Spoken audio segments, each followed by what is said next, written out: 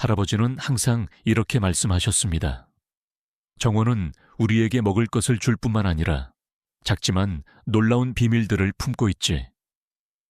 언뜻 보면 단순해 보이는 이 요령들은 사실 땅을 더 비옥하게 만들고 식물을 더 건강하게 하며 수확량을 더 풍성하게 하는 데 도움이 됩니다. 여기 할아버지가 정원을 사랑하는 사람이라면 누구나 알아야 한다고 믿었던 첫 15가지 비법들이 있습니다. 특히 4번 비법은 분명 당신을 놀라게 할 것입니다. 1. 커피 찌꺼기 뿌리기. 할아버지는 항상 커피 찌꺼기를 모아두셨습니다.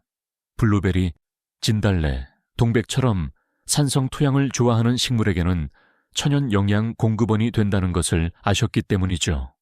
뿌리 주변에 커피 찌꺼기를 뿌리면 토양의 pH를 낮춰 안정적인 산성을 유지하는데 이는 뿌리가 미네랄을 잘 흡수하도록 돕는 중요한 조건입니다. 또한 유기물을 공급하여 토양 구조를 개선하고 흙을 더 부드럽게 만들며 수분을 더 오래 유지시켜줍니다. 할아버지는 커피 찌꺼기를 말려서 뿌리 주변에 얇게 뿌린 다음 부드럽게 섞어주고 몇 주마다 반복하셨습니다. 덕분에 할아버지의 블루베리 덤불은 항상 푸르고 많은 열매를 맺었는데 이는 버려질 것 같았던 것의 힘을 증명하는 것이었습니다. 진딧물 퇴치를 위해 마늘 심기 할아버지에게 마늘은 결코 요리만을 위한 것이 아니었습니다. 할아버지는 마늘을 성가신 진딧물에 대한 천연 방어막으로 보셨습니다. 마늘 몇 쪽을 식물 뿌리에서 한 뼘 정도 떨어진 땅에 묻고 장미나 토마토 옆에서 자라게 했습니다. 그러면 마늘의 유황화합물이 특유의 냄새를 풍겨 진딧물과 다른 많은 해충을 쫓아냈습니다. 할아버지는 종종 요리를 위해 마늘을 수확했고 동시에 꽃잎이 더 이상 진딧물 때문에 오그라들지 않는 것을 보고 안심하셨습니다. 식물을 보호하고 음식의 맛을 더하는 이 이중 기능은 마늘을 정원에 충실한 수호자로 만들었습니다. 3. 흰가루병 치료를 위해 희석한 우유 뿌리기. 어느 날 정원에 호박 잎사귀들이 마치 먼지처럼 하얀 막으로 덮여 있었는데 이는 곰팡이가 번지고 있다는 신호였습니다. 할아버지는 놀라지 않으셨습니다.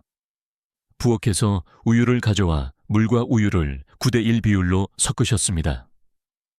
할아버지는 우유 단백질이 햇빛과 만나 곰팡이 성장을 억제하는 환경을 만든다고 말씀하시면서 잎사귀 양면에 골고루 뿌리셨습니다.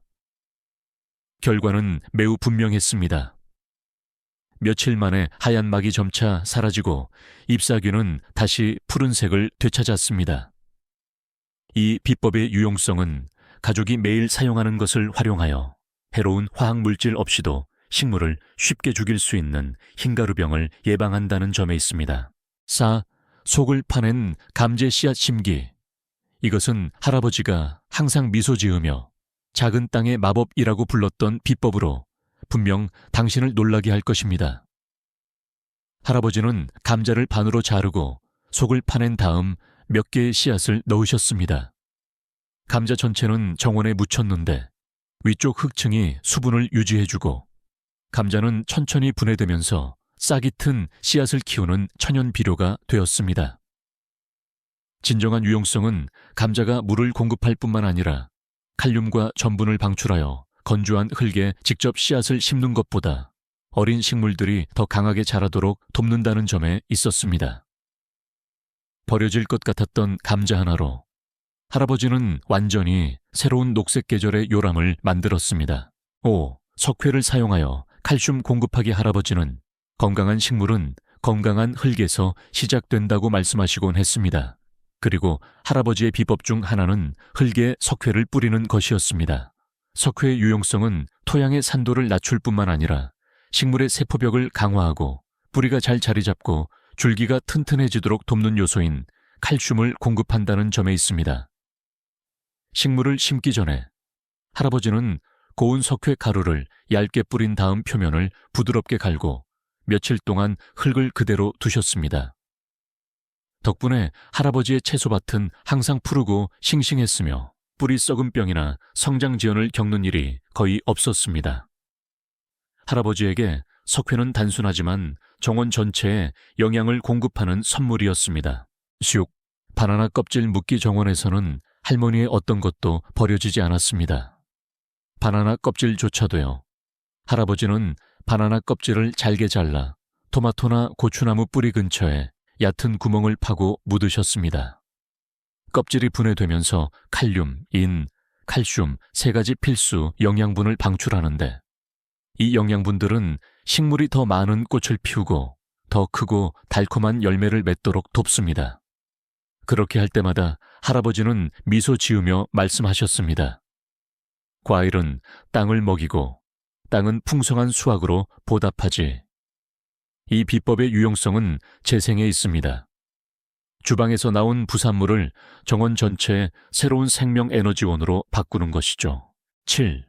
잎을 푸르고 건강하게 만드는 앱섬 소금. 가끔 정원의 식물 잎사귀가 누렇게 변하고 생기 없어 보일 때가 있었습니다. 할아버지는 그것이 식물이 엽록소를 생산하는 데 중요한 미네랄인 마그네슘이 토양에 부족하다는 신호임을 아셨습니다. 할아버지는 앱섬 소금 한 스푼을 물 한 통에 섞은 다음 토마토나 장미 뿌리 주변에 물을 주거나 심지어 잎사귀에 직접 뿌리셨습니다. 얼마 지나지 않아 잎사귀는 다시 푸른색을 되찾고 훨씬 더 싱싱해 보였습니다. 앱섬 소금의 유용성은 마그네슘을 보충하여 식물이 햇빛을 더 잘 흡수하도록 돕고 이는 광합성을 강화하여 장기적으로 식물을 건강하게 유지한다는 점입니다. 할아버지에게 이것은 정원이 항상 빛나는 녹색 비밀이었습니다. 8. 꿀에 꺾고 오지 담그기 식물을 번식시키고 싶을 때 할아버지는 건강한 가지를 골라 마디 바로 아래를 잘라내곤 하셨습니다. 값비싼 화학 약품 대신 자른 끝부분을 순수한 꿀에 담그셨습니다. 꿀은 항균 및 항진균 특성을 가지고 있으며 어린 뿌리가 쉽게 싹트도록 돕는 천연 자극제 역할도 합니다. 그 후 꺾고지를 촉촉한 흙에 꽂고 인내심을 가지고 기다리셨습니다. 성공률이 너무 높아서 누구든 놀랄 정도였습니다. 이 비법의 유용성은 그 단순함에 있습니다.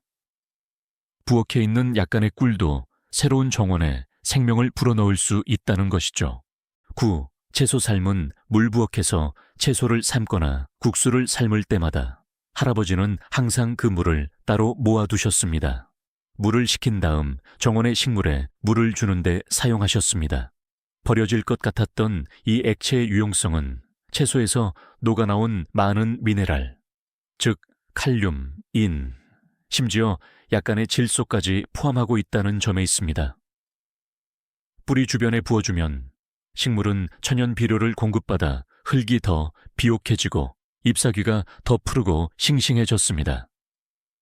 할아버지는 한 가지 중요한 점만 기억하셨습니다. 물은 완전히 식어야 하고 절대로 소금이 없어야 한다는 것이었습니다. 덕분에 부엌의 물 한 방울 한 방울이 다시 정원을 풍요롭게 했습니다. 심. 메리골드 심기 할아버지는 정원 울타리를 따라 항상 밝은 노란색의 메리골드 덤불을 심으셨습니다. 단순히 보기 위한 것이 아니라 그 주된 유용성은 곤충을 쫓아내는 것이었습니다. 메리골드의 특유의 냄새는 진딧물, 선충, 그리고 다른 많은 해충들을 멀리하게 했습니다.